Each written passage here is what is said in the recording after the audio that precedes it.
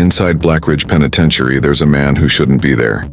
His name is Marcus Torres, life sentence without parole, wrongfully convicted. And in cell 47, Block D, Tier 3, there's another man, inmate 94183, Daniel Torres, 18 months for assault. The guards think they're estranged brothers. They're not. They think they hate each other. They don't. They think Daniel is just another criminal. He's not. He's the architect who designed their prison. And for the last 83 days, he's been scraping through 18 inches of concrete with a spoon, 7 seconds at a time. At 2:47 every morning, for 147 days total, the guards will never notice. Because Daniel knows something they don't. You can't guard against a ghost. And in this prison, he's a ghost. The clock started 17 hours ago. His brother doesn't know yet. The guards don't suspect. But in exactly 146 days, either Marcus Torres walks free, or they both die inside. November 8, 2023, Federal Courthouse, San Diego. Marcus Torres, age 28, receives a life sentence without parole. The evidence against him is flawless. Too flawless. Bank records, security footage, DNA evidence, all fabricated by someone with unlimited resources and a clear motive. Marcus knows he's been framed. His older brother Daniel knows it too. But here's where it gets interesting. Daniel Torres isn't just any brother. He's a licensed architect. And 3 years ago, he completed his greatest project, Blackridge Penitentiary, a $400 million maximum security facility designed to be completely escape-proof. He'd thought of everything. Triple redundant security systems, 18-inch reinforced concrete walls, blind spot elimination through advanced camera placement. The American Correctional Association called it the future of incarceration. Daniel had been proud of it, until now. Marcus has 48 hours before his transfer to Blackridge. In that time, Daniel makes a decision that will change everything. He's going to break into his own creation. But here's the problem. You can't just break into a maximum security prison. You have to become part of it. You have to commit a crime serious enough for sentencing, but not so serious you get more time than you need. Daniel calculated he had exactly one option, and he had to execute it perfectly. Daniel's apartment becomes a war room. Spread across his drafting table are documents that shouldn't exist. Complete architectural blueprints of Blackridge Penitentiary. Most architects surrender these to the client. Daniel kept copies. A decision that seemed paranoid then, but calculating now. He studies every detail, every pipe, every vent, every weakness. And there is one. A single compromise made during construction that Daniel had fought against. Cell block D ventilation shaft diameter 24 inches. Daniel had specified 30 inches to meet safety codes. The warden overruled him, citing budget constraints. They reduced it to 24. At the time, Daniel protested. Now that 6-inch difference is the key to everything. But there's a problem. A 24-inch shaft can't accommodate an adult male, not vertically. The human shoulder span averages 18 inches for most men, but when you account for clothing, body position, and movement, it's impossible, unless you approach it at a 23-degree angle. If Marcus can enter the shaft horizontally at the maintenance junction and rotate his body to align with the angle, his diagonal profile would measure approximately 19 inches. 5 inches of clearance, enough. Barely. This is the kind of calculation that separates success from suffocation. Daniel spends 3 nights running the numbers, body dimensions, angle of entry, coefficient of friction, breathing capacity in confined spaces. It works on paper. But first, Daniel has to get inside. And to do that, he needs to commit a crime. 6 weeks later, Daniel walks into a bar in downtown San Diego. Nothing that would obscure the security cameras he's already identified. 3 of them, positioned perfectly to capture what he's about to do.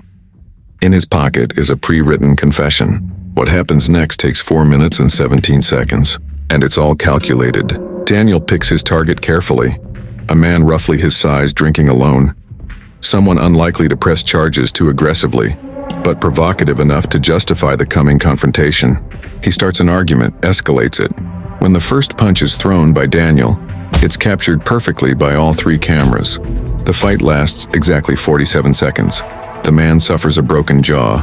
2 witnesses call 911. Daniel doesn't run. He waits for the police. When they arrive, he confesses immediately. Assault with intent, 18 months. Maybe less with good behavior. 7 weeks after Marcus's sentencing, Daniel stands in Blackridge's intake processing. His identity is stripped away, replaced by a number, 94183. Now comes the most dangerous part of the entire plan. The part Daniel can't fully control. Cell assignment. Blackridge houses 960 inmates across 4 cell blocks. Each block contains 240 cells across 4 tiers. Daniel needs to be in cell block D, tier 3, within 3 cells of Marcus. The probability 1 in 47, unless you understand the system. Daniel had designed more than just the building. He'd consulted on the inmate management software. He knew the placement algorithm prioritized behavioral history, family connections, and security classifications. He'd engineered his arrest record to match the profile that would place him in Block D non-violent offender. No gang affiliations. Low flight risk. The system does exactly what he calculated. Cell Block D, Tier 3, Cell 47. Then a guard notices something. Torres, Marcus, that's your brother, isn't it? We can't have family members in the same block. Everything stops. This is the scenario Daniel feared most. If they move him to Block A or C, the ventilation systems are completely separate. Years of planning, wasted. He has one chance to salvage this. I don't want to be near him anyway, Daniel says, his voice dripping with manufactured hatred. Put me anywhere. I hope I never see his face again. The guards exchange glances. Family drama. They've seen it before. Block D it is. Daniel Torres is now inmate 94183, cell 47. Block D, Tier 3. Marcus Torres is inmate 91547, cell 44, Block D, Tier 3. 3 cells apart. Phase 1 complete. Now the real work begins. Behind every cell in Blackridge is 18 inches of reinforced concrete. To breach it would require industrial tools, weeks of noise, and a guard force that somehow doesn't notice. Daniel has none of these things. What he has is 7 seconds, and it's going to take him 147 days. Let me explain how 7 seconds can break through 18 inches of concrete. Daniel had designed Blackridge's security camera system himself. Each camera has a refresh rate of 2.3 seconds, but the installation crew made mistakes. Misaligned mounting brackets, budget corners cut. These created blind spots. Cell 47 has one, northwest corner, next to the toilet.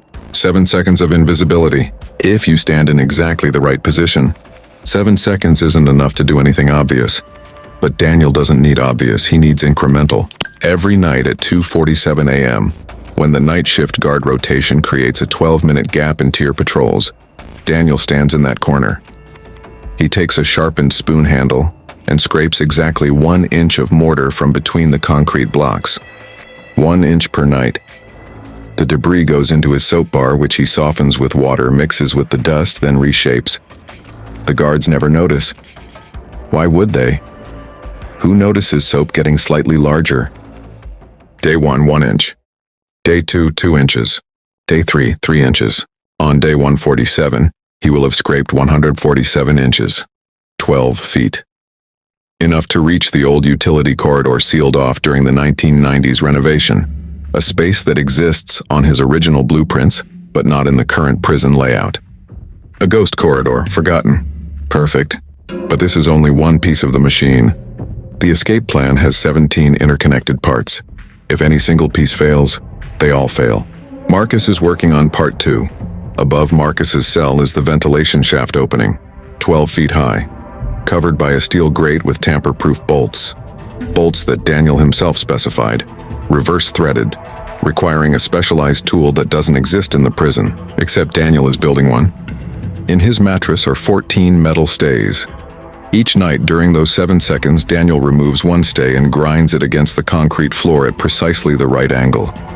The friction is barely audible. The metal filings are microscopic. He's creating a custom reverse thread socket, from memory, by hand. It takes 91 days to complete. On day 83, Daniel passes the tool to Marcus through an elaborate system they've developed. Food trays, bread rolls, hidden messages. Neither brother speaks to each other directly. Not once. The guards never suspect. Now Marcus can remove the grate, but there's still the problem of the shaft diameter, and that's when Daniel receives a message that changes everything. An orange peel, twisted in a spiral. Their code for abort. Something is wrong. They're 4 months into a plan that requires 147 days. The wall is 2/3 breached. The tool is finished. The timing is calculated down to the second, and Marcus is calling it off. That night, Daniel hears tapping through the wall. Morse code, a language from childhood. SHAFT, TOO, SMALL. Marcus won't fit, and Daniel realizes his fatal mistake. Daniel had calculated based on his own body dimensions, but Marcus is 6'2", broader in the shoulders, heavier in the chest. The 24-inch shaft that would accommodate Daniel won't accommodate his brother. Everything. 147 days of scraping, 91 days of tool creation, months of meticulous planning, all of it useless. Unless Daniel can redesign the impossible. 3 sleepless nights. Daniel reworks every calculation, and he finds it. A solution so precise it borders on insane. The shaft runs at a 23-degree angle. If Marcus can enter at the lower maintenance junction horizontally, rotate his body to align with the angle, then pull himself up using only his fingertips and core strength. His diagonal body profile would measure 19 inches. The shaft diameter 24 inches. Clearance 5 inches. It works mathematically, but it requires Marcus to enter from Daniel's cell. They have to swap positions, which means moving Marcus from cell 44 to cell 47 without anyone noticing. Daniel engineers a staph infection. He cultivates bacteria from shower drains, introduces it to a cut on his arm, and waits. 4 days later, he's feverish, delirious, and quarantined in the medical wing for 72 hours. Cell 47 sits empty. Through their kitchen contact, an inmate Daniel has befriended by helping write letters to his daughter. Marcus receives a modified work assignment. Maintenance duty. Cell block D. During the afternoon count, while guards are distracted, Marcus has 40 seconds. He enters cell 47, removes the loosened wall section, slips into the utility corridor, replaces the wall. When Daniel returns 3 days later, Marcus is living inside the walls. For 2 weeks, Marcus survives in complete darkness. Daniel smuggles food during meals, signals instructions through Morse code. Marcus uses the custom tool to remove the ventilation shaft grate, working by touch alone. Every turn of the bolt is a gamble. If it strips, if it jams, if he drops it, it's over. On day 139, the grate comes free. 8 days until escape, and that's when Daniel executes the final piece of his plan, a piece that required more psychological manipulation than engineering. There's a guard. His name is Hayes, young, ambitious, studying for a contractor's license. For 3 months, Daniel has been mentoring him, teaching him about load-bearing structures, building codes, architectural design. Hayes has started to see Daniel as a friend, as a mentor, and on the night of the escape, Hayes will be the one person who won't question strange sounds coming from cell 47. Tuesday, 5:15 a.m. The groundskeeping crew arrives on schedule. In exactly 2 minutes, the roof's motion sensors will begin their daily calibration, a 90-second window when they're completely offline. Daniel taps the wall 4 times. Go! Marcus crawls through the utility corridor. 68 paces turn left, 12 feet up to the shaft opening. The measurements Daniel provided are perfect. The shaft is exactly as calculated. Narrow, claustrophobic, suffocating. Marcus rotates his body 23 degrees. His shoulders compress. For one terrifying moment, he thinks he's stuck. The metal walls press against his chest. His breathing is shallow. Panic creeps in. Then he's through, pulling himself up at an angle using only his fingertips against the smooth metal. Every inch is agony. His muscles scream. His grip slips. He doesn't fall. Above on the roof, the sensors are calibrating. 5:17 a.m., 90 seconds. Marcus emerges onto the roof, 50 meters to the wall. He can see his breath in the cold air. Below, the groundskeeping crew's equipment tray hits the concrete with a deafening crash. Exactly as planned. The tower guard to the south turns to look. Marcus runs. His footsteps are silent. His shadow is invisible in the pre-dawn darkness. He reaches the wall, finds the drainage pipes exactly where Daniel mapped them, and begins his descent. When he drops to the ground and sprints for the forest, the sun is just touching the horizon. By the time the lockdown alarm sounds at 6:43 a.m., Marcus Torres has vanished.